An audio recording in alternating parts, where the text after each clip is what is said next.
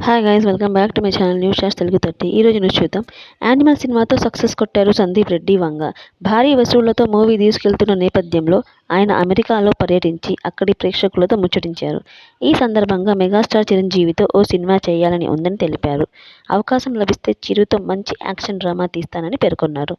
దీంతో mega fans హర్షం వ్యక్తం చేస్తూ త్వరలోనే సినిమా తీయాలని విజ్ఞప్తి చేస్తున్నారు.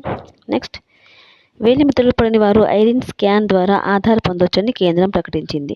కేరళకు చెందిన ఓ మహిళకు చేతివేళ్లు లేకపోవడంతో వేలిముద్రలు వేయలేకపోయింది. దీంతో ఆమెకు ఆధార్ మంజూరు కాలేదు. ఈ విషయం కేంద్ర మంత్రి రాజీవ్ చంద్రశేఖర్ దృష్టికి వెళ్లింది. చేతివేళ్లు లేని వ్యక్తులు, అస్పష్టంగా వేలిముద్రలు పడిన వారు ఐరిస్ ద్వారా ఆధార్ కార్డు పొందవచ్చని ప్రకటించారు. ఈ మేరకు ఆధార్ సెంటర్లకు ఆదేశాలు జారీ చేశారు. నెక్స్ట్, కొరటాల శివ దర్శకత్వంలో ఎన్టీఆర్ హీరోగా తెరకెక్కుతున్న చిత్రం దేవర. తాజాగా మూవీ నుంచి చిత్ర యూనిట్ క్రేజీ అప్డేట్ను ఇచ్చింది. మూవీ గ్లింప్స్ను ఈ నెల 8వ తేదీన రిలీజ్ చేస్తామని మేకర్స్ ప్రకటించారు. దీనికి సంబంధించిన స్పెషల్ పోస్టర్ను రిలీజ్ చేశారు.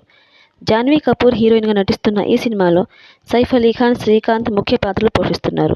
ఈ సినిమా 80% షూటింగ్ పూర్తి చేసుకుంది. నెక్స్ట్, జపాన్ భూకంపం ఆ దేశ ప్రజలను విషాదంలోకి నెట్టింది.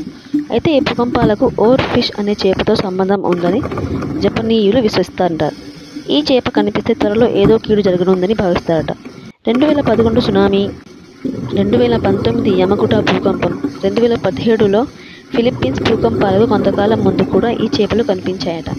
2023 జూలైలోనూ జపాన్, తైవాన్ తీరంలో ఈ ఓర్ ఫిష్ కనిపించడం ఇప్పుడు చర్చనీయాంశమైంది. ఇలాంటి మరిన్ని న్యూస్ కోసం ఈ ఛానల్ను సబ్స్క్రైబ్ చేసుకోండి. Thanks for watching.